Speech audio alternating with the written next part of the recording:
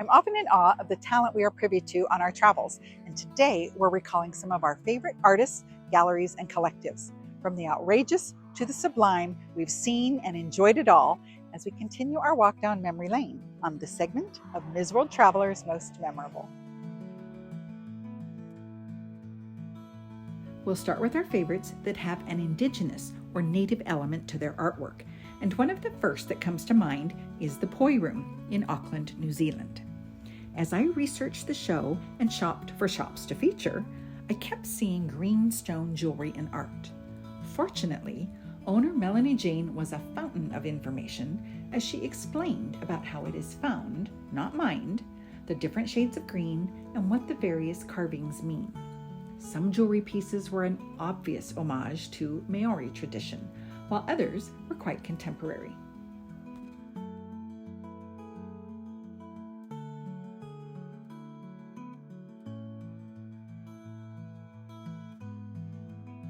As New Zealand is a mix of cultures and ethnic groups, the ties to their Japanese heritage were interpreted in a line of teapots and ceramic ware.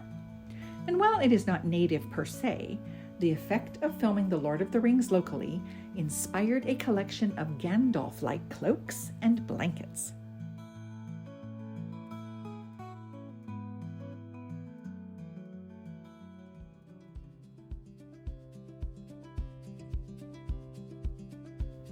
Minnesota also has a distinct native cultural foundation represented enthusiastically by Greg Bellinger of Northland Visions in Minneapolis. Even the displays were designed to make you feel like you were wandering through the woods.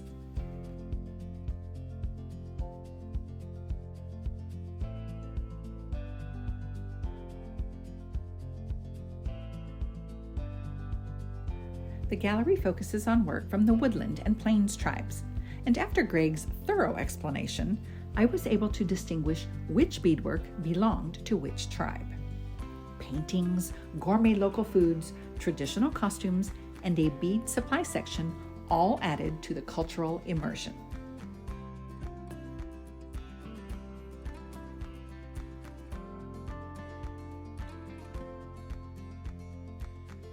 Closely related to a native element is folk art, or the traditional craft representing or imitating life and culture. At Nucanchi shop in Quito, Ecuador, folk art is alive and well, as most of the work is created by artisans living in rural villages using centuries-old methods.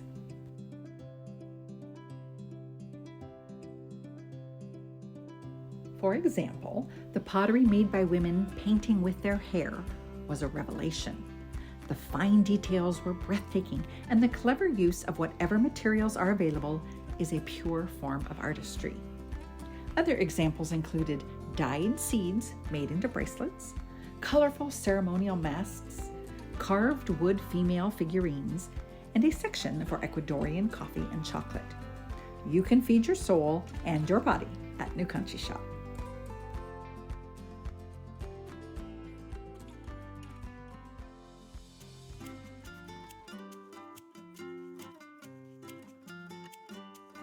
The folk art at Puerto Rican Arts and Crafts in San Juan went on and on. I was particularly interested in the Three Kings tradition because I bought a set on my very first trip to Puerto Rico in 1995, which I still have and still love. Tony Amado, who has owned the gallery for 44 years, explained that the Magi, which are often associated with Christmas, are actually important figures in their culture all year round.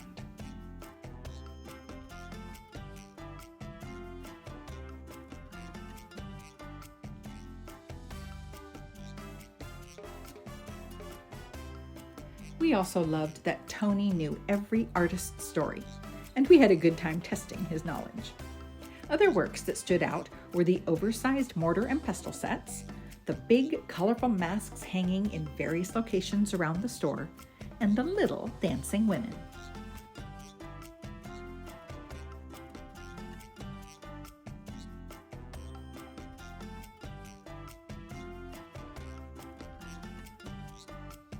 While technically the artwork of Rafael C. Armas, owner of RC Gallery in Miami, is not folk art, it had a particularly Cuban flair, which makes sense since it was in Little Havana, and Raphael is from Cuba. The gallery was full of color and painted roosters, which I learned is a symbol of good luck and machismo in the Cuban culture. Raphael's philosophy is that anything can be turned into art, like cigar boxes, found bottles, and palm tree debris.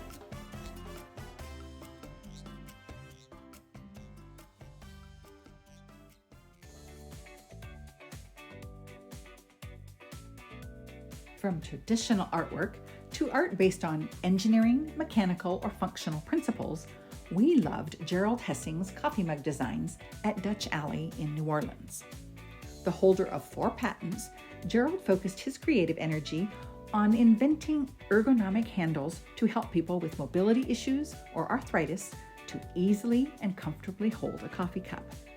The result is a perfect marriage of form and function.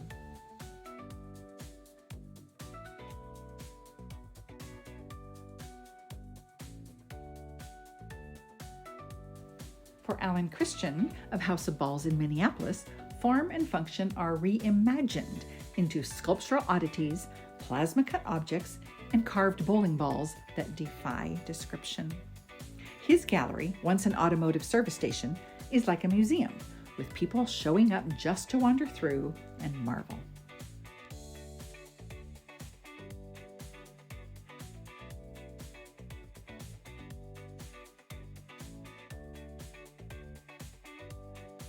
We got to see a demonstration of plasma cutting with sparks flying everywhere, and it was fascinating to watch an old garbage can lid turn into a face.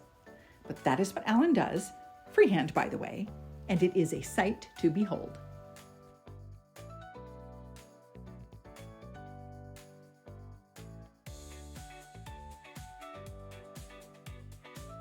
The softer side of artistic endeavors can be found at several galleries, including Wool Yarn Fibre in Christchurch, New Zealand.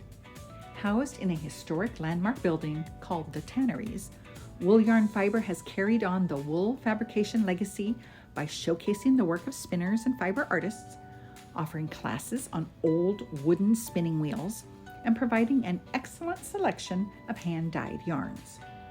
One of their missions is to keep the cottage spinning industry alive, and we certainly drew inspiration from their beautiful textile works.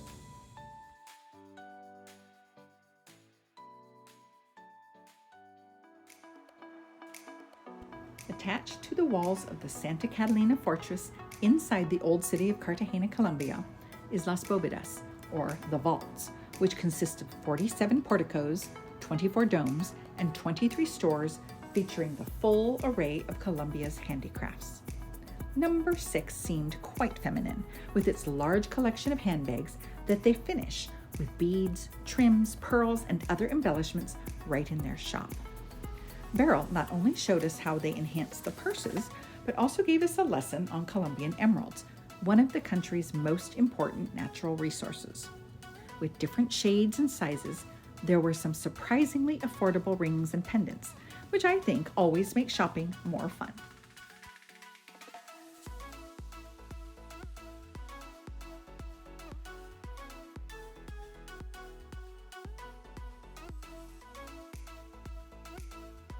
Las Bóvedas also had a lovely selection of hand-painted lacquer trays, plates, placemats, lazy susans, and wall decor.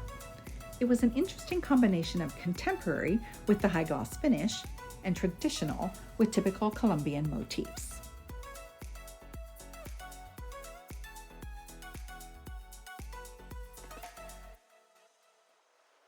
The most feminine and one of the prettiest galleries we've covered is also in Cartagena, called Casa Abba. Starting from the profusion of fake flowers on the exterior, there is a photographic moment at every vignette, and around every corner is something to stop and admire.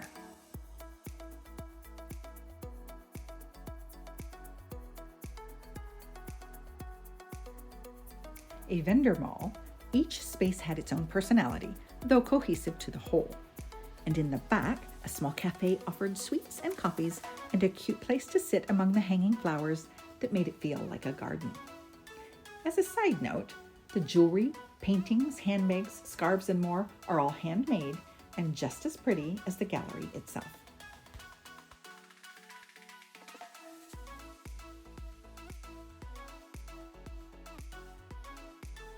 Art is expressed in a multitude of ways, and we've certainly seen a wide range, each incredible in its own right. But don't go away. We're going to show you some of the amazing hat makers we've featured next time on Ms. World Traveler Most Memorable.